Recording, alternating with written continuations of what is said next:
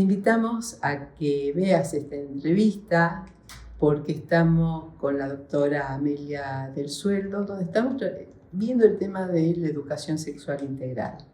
¿Qué es lo que pasa hoy? ¿Por qué es importante? ¿Cuál es el rol de la escuela?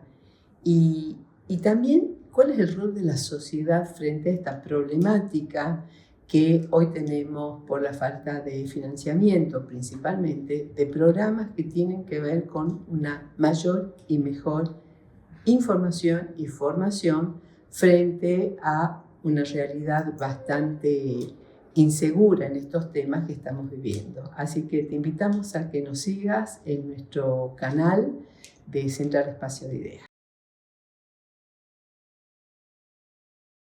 Hoy vamos a entrevistar a la doctora Amelia del Sueldo Padilla, que es médica clínica egresada de la Universidad Nacional de Tucumán.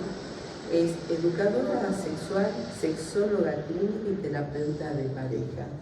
Temas muy actuales y que a veces se intentan sacarlo de la información general, y a nosotros desde acá, desde Central Espacio de Ideas, nos parece que son temas que tenemos que volver a trabajarlos, y es por esto que le damos la bienvenida. ¿Cómo estás, doctora? Bienvenida. Muchísimas gracias por la invitación, un placer acá compartir con vos.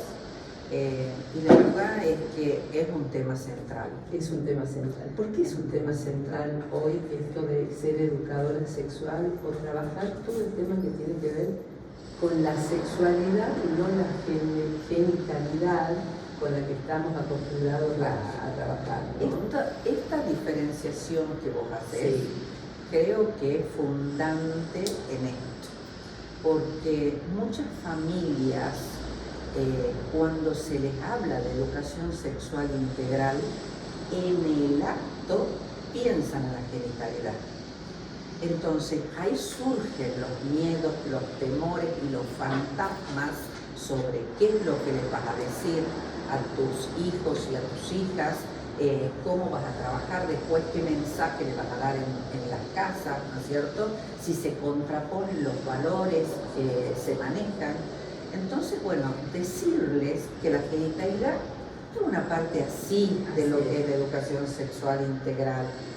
Que la educación sexual integral justamente la toma la persona en su integralidad como corresponde, tratando de ver qué es lo que le pasa, qué es lo que siente, cómo lo expresa. Si de pronto un niño o una niña en un nivel inicial está muy enojado, no sabe cómo manifestarlo, no sabe cómo hablar de su enojo, el hecho que pueda identificarlo a través de colores, a través de ruidos, sonidos, canciones, cuentos, es maravilloso. Eso es educación sexual integral. Que ese mismo niño o niña pueda saber cómo se llaman las partes de su cuerpo, hablar de lo que le gusta o no le gusta, de algún tocamiento que le incomoda. Eso es educación sexual integral. A veces hay una confusión a nivel social, o se intenta confundir con respecto a esto, ¿no? Y sin embargo, todo lo que vos estás nombrando, doctora, tiene que ver con quienes estamos en lo que estuvimos, en aulas, en clases, pero en todos los niveles, no solamente en la primaria o en la secundaria, también a nivel superior. Son cuestiones que tienen que ver con lo cotidiano, ¿sí? Pero se le pone una mirada mucho más profunda, porque es como que antes uno dejaba pasar o no escuchaba. Y hoy los chicos quieren que se les escuche, se manifiestan de distintas maneras. Esto de una caricia que molesta. O sea, la incomodidad de una mirada. La incomodidad de una mirada. Porque a veces ni siquiera es un tocamiento. Así es. Es una mirada. No me gusta cómo me mira el vecino. Claro. No me gusta cómo me mira el tío cuando yo paso.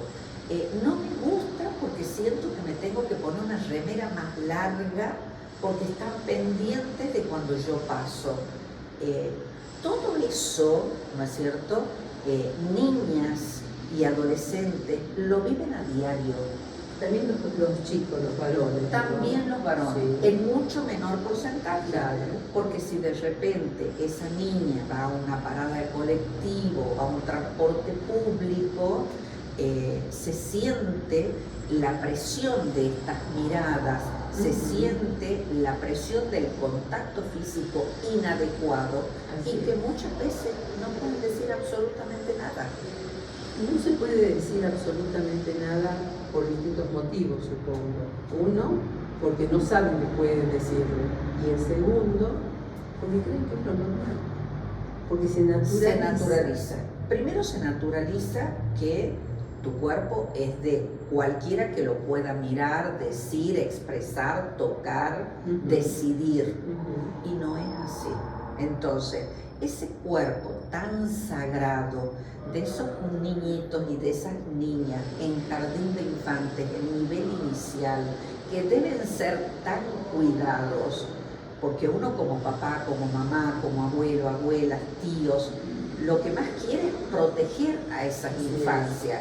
Entonces, ¿qué mejor que darle las herramientas y los recursos para que esas infancias, en el momento en que se encuentren solos y solas, que pueden ser milisegundos, y que puede ser la presencia de alguien, de un familiar muy directo, puedan responder y puedan después contar, decir lo que pasa?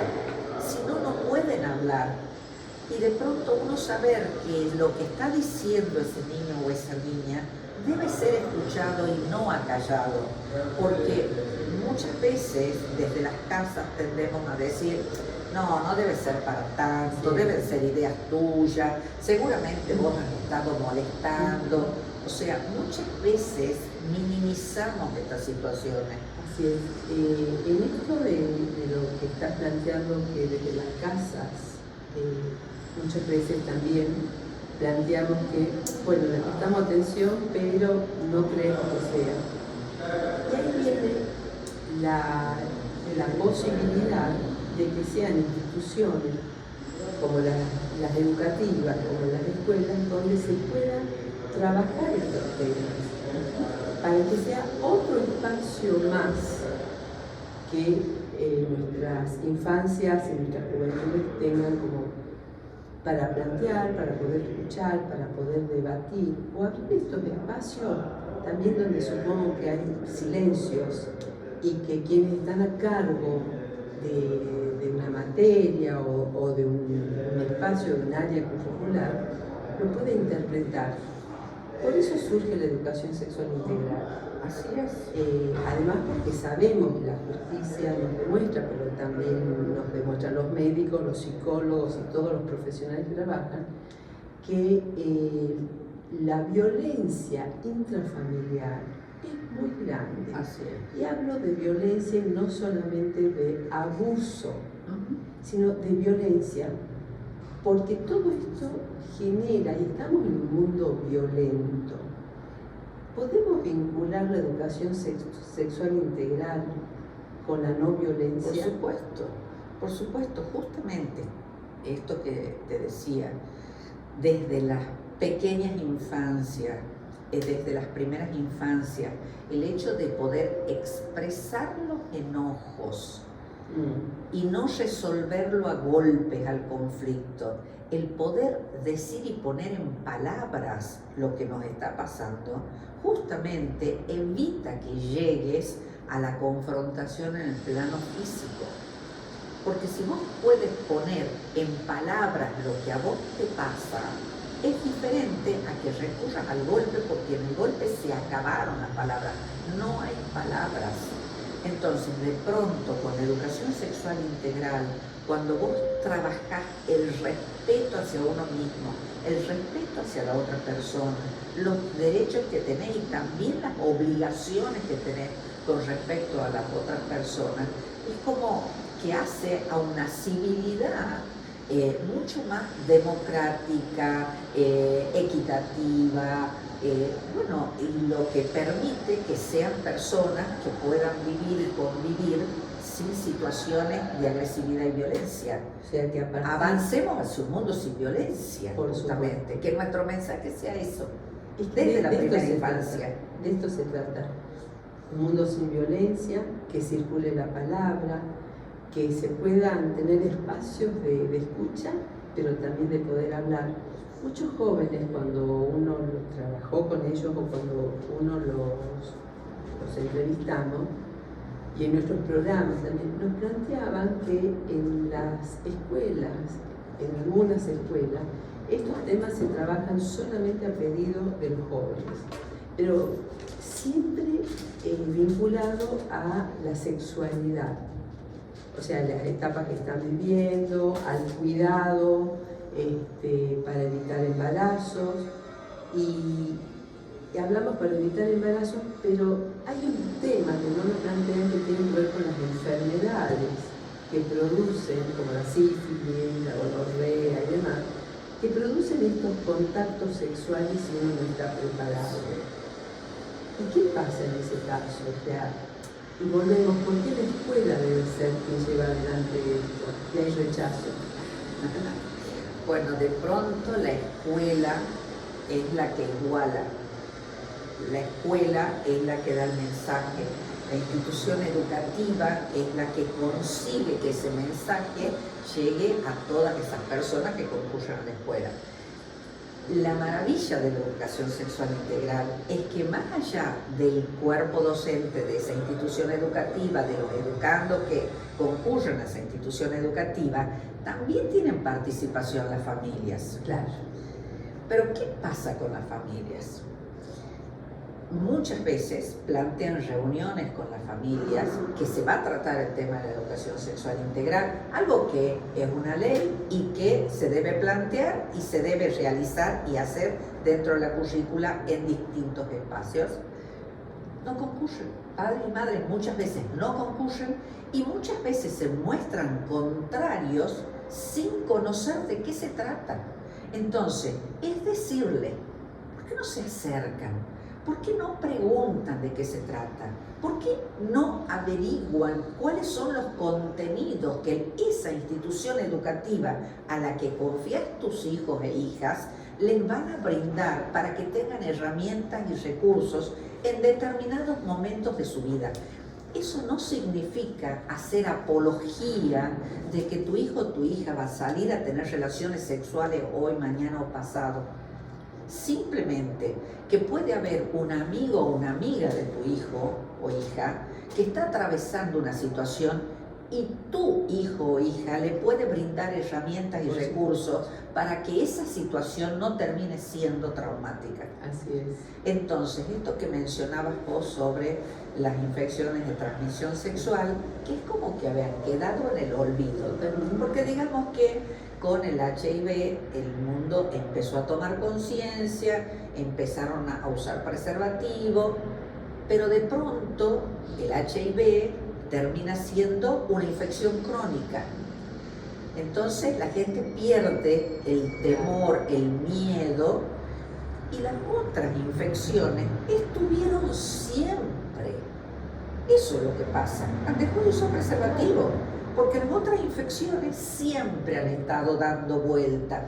¿Por qué? Porque la curas con una penicilina, muchas veces las mal curás con la penicilina, y total te las recetas vos, las receta el farmacéutico, el amigo, la amiga, y así va pasando con estas infecciones de transmisión sexual que vos decís, ¿cómo hoy todavía tenemos que estar lidiando con casos de sífilis? Y eso es lo que está pasando. No se usa un método de prevención como este, claro, preservativo. Hay una mala información, porque no es desinformación, hay una mala información intencionada por aquellos sectores, podríamos decir, que no quieren que se hablen de estos temas, sin fundamentos. Que niegan estos temas. Por eso, claro, porque los niegan. Es como que creen que porque no se hable, no sucede. Esto no sucede, esto no pasa. Entonces, muchas veces, ¿qué es lo que dicen? Se les quita la inocencia a las infancias. No es que se les quita la inocencia a las infancias, no es que llegas y les decís, Papá Noel no existe. No. No llegás así a decirles Papá Noel no existe, porque esa es una tarea de los padres y de las madres, de las familias. Simplemente les pones en conocimiento, de acuerdo a su edad, de acuerdo a sus capacidades, lo que corresponde a esa edad y a las preguntas que hagan. Porque de pronto esos padres y esas madres, si concurren a algún encuentro, algún taller, se llevarían más de una sorpresa por las preguntas que hacen esas infancias. Sí, porque nosotros tenemos, y tiene que ver también con la disociación en la información o en las trayectorias de cada una de nuestras vidas. O sea, a la escuela la ponemos en un lugar que de esto se puede, esto no se puede y demás. Pero en la vida cotidiana suceden tantas cosas que la escuela sigue siendo ese ámbito donde se intenta conectar todo lo de afuera, porque los chicos lo traen. Entonces, en la escuela no podemos hablar de esto, no debemos hablar de esto, pero sin embargo, leía un artículo hace muy poquito donde primero la pornografía que existe y los chicos ingresan a través de las redes y demás cada vez a más temprana edad. Así es. Entonces, no es la mejor información esa. Que sucede, sucede. Ahora, si en la escuela nosotros no lo trabajamos, y ponemos la escuela porque, muy bien lo dijiste en un principio, la escuela es esa institución donde los saberes se igualan, digamos, se intenta que lleguen a todos, generalizando esto, ¿sí? Y sin embargo, es a la escuela a la que le decimos que no lo haga.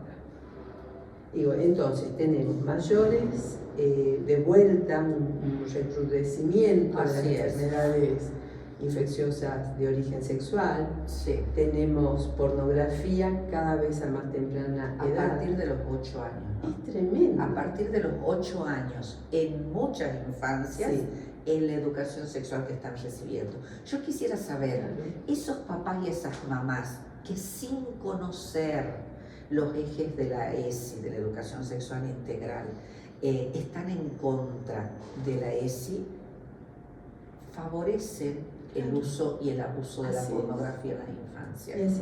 Y además que sus hijos pueden ser víctimas, son víctimas desde una formación, pero también pueden ser víctimas activas. Sí, por supuesto, porque están en las redes, están en las redes y están las redes abiertas a que ocurra cualquier cosa, porque aparece una persona que puede ser otro niño o otra niña y no es otro niño o otra niña. Entonces hay muchísimos casos a través de las redes de estas situaciones. Esto estamos hablando de la infancia, pero después en nuestras juventudes también suceden estas situaciones. Muchísimo. Muchísimo. Y acá se abren distintos temas. Uno, muchas veces, y recién lo hablábamos, la incertidumbre, ¿no? ¿Dónde estoy parado o parada frente a esta realidad? La trata de personas existe y cada vez hay más. Y a través de las redes se concreta. Y después la desorientación con respecto a quién puedo acudir. Y un último tema es, también viendo algunas estadísticas, que hoy muchos jóvenes dejan las escuelas. Y si no es en la escuela, ¿dónde? Bueno, la ESI también debiera estar en esos lugares, porque esto está planteado justamente para la escuela y para los lugares que están más allá de la escuela, desde el club, desde la plaza, desde la iglesia, desde el templo. La información pública, los carteles. O sea, todo. Y no solamente eso, sino que también viendo las distintas discapacidades, porque no nos olvidemos, porque nosotros también tenemos que saber que en esta amplitud que tenemos hay personas con distintas discapacidades y que no tienen acceso, porque no hay material específico, porque no hay material al alcance, desde una rampa para llegar a un centro de salud, desde un profesional o una profesional que no sabe comunicarse en lenguaje de señas, desde de folletos que no están en sistema braille. Claro. O sea, una serie de situaciones o alguna persona con algún retraso madurativo, con alguna discapacidad. Entonces, ¿cómo me comunico? ¿Cómo hago? Hago de cuenta que no está y me comunico con la persona que le trae. Entonces, todo esto tiene que ver con la educación sexual integral. Porque esto es violencia. Entonces nosotros tenemos que saber que estamos ejerciendo violencia, que se la ha naturalizado. Y que dice uno, bueno, sí, mira, ya va a subir, va a venir aquel, le va a ayudar con la muleta, con el bastón, con la silla de rueda, ya va a poder. O sea, esto tiene que ver con hacer la vida más digna. Sí, por supuesto. Calidad de vida. Así es. Y calidad de vida, bienestar. Por supuesto. El hecho de que puedas sentirte que tenés una buena vida. O sea, podés tener pocos recursos económicos por X circunstancias, pero que tu vida sea digna.